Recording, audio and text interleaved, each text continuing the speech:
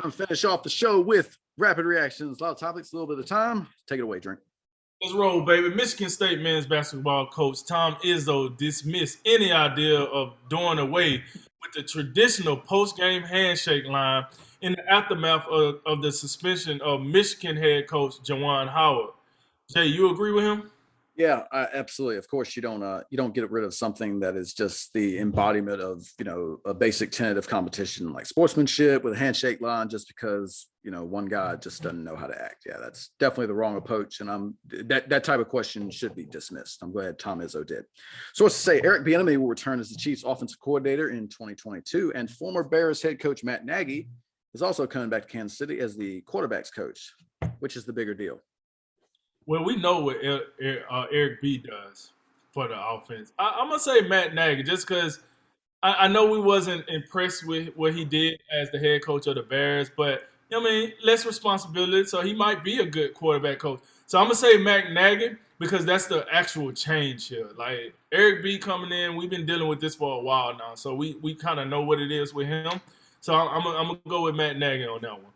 Former Baylor football coach Art Browse has been hired as the offensive coordinator for Grambling State. What do you think of that?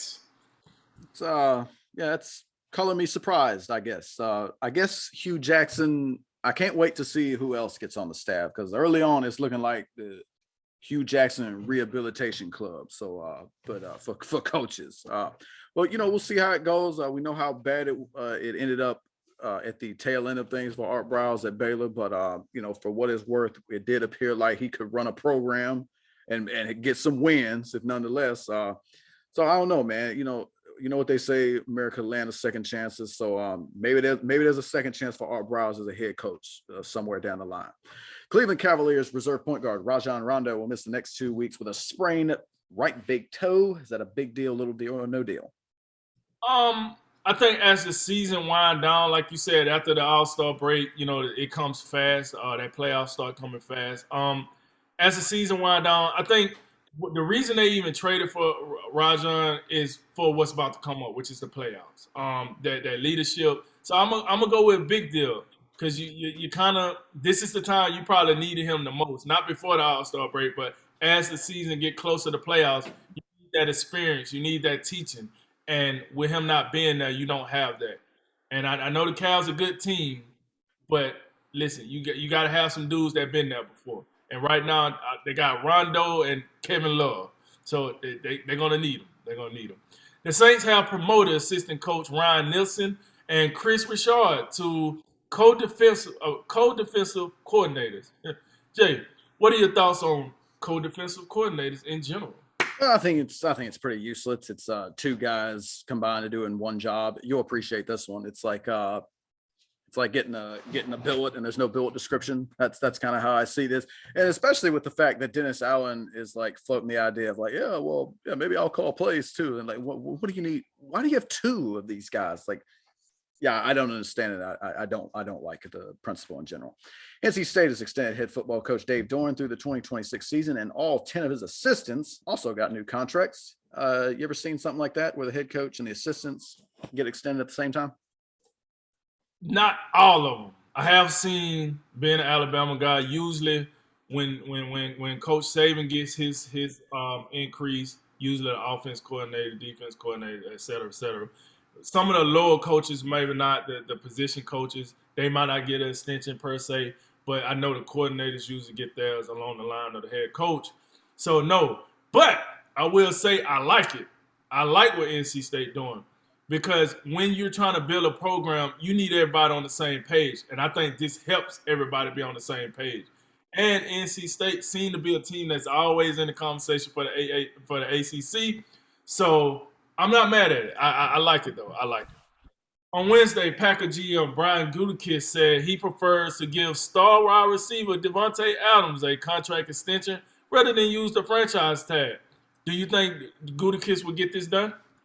I think he'll do everything he can to do that. But the problem is if something goes sideways with Aaron Rodgers, then that could lead to Devontae Adams taking some drastic steps to walk on out the door without him. Even if he can't get the long-term deal done and Aaron Rodgers leaves, that's going to be a franchise tag. And I don't know. I don't know if Devontae Adams got interest in playing on the franchise tag. He definitely should not be playing on the franchise tag. That guy, if there's anybody that deserves to get paid, it should be Devontae Adams. Former Michigan star dual threat quarterback Denard Robinson will reportedly rejoin the Wolverines coaching staff in a player personnel position. What do you think of that?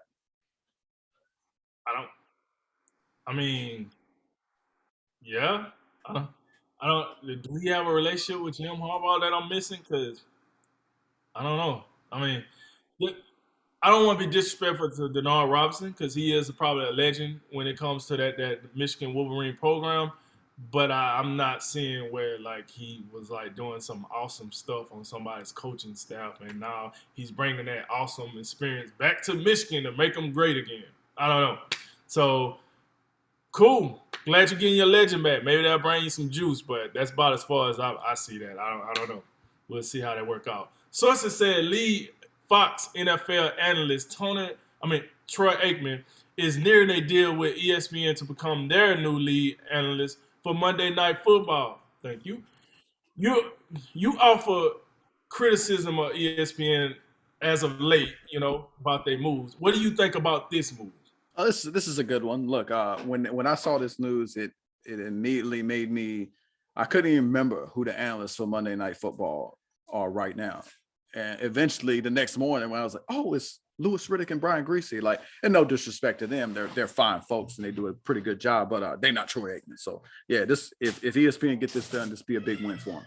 Tonight's UFC Vegas 49. Makhachev versus Green on ESPN Plus at the UFC Apex in Las Vegas. The main event is a catchweight bout between the number 4 ranked lightweight contender Islam Makhachev and the unranked Bobby Green. Drink, who you got? So Bobby Green taking this on late notice. He actually fought on the pay-per-view card, I think 2 weeks ago. And then this is his first main event opportunity, so he jumped at it. But I'm taking Islam because that guy's the truth. And he's coached by, one of the greatest fighters in UFC history, Khabib. So yeah, man, I'm gonna take Islam, but I do want to say, I'm gonna take Islam by submission. But I do want to say, I congrat Bobby Green because he's been through a lot of his career, and for him to finally get a main event spot, yeah, he had to take it on short notice. Yeah, he had to take a catch weight because it was short notice. But congratulations to him for finally, getting to that spot where he wanted to be as a main event fighter. But it's Islam for me. All right, well, that concludes today's Drink of Wisdom. As always, like, listen, share, subscribe. Thank you for joining us. I'm Jay Wise. And I'm Nathan Drinker. And remember, make tomorrow better than today and make today better than yesterday. And you know what we going to do. We going to holler at you until next time, baby. Ladies and gentlemen, this is A Drink of Wisdom.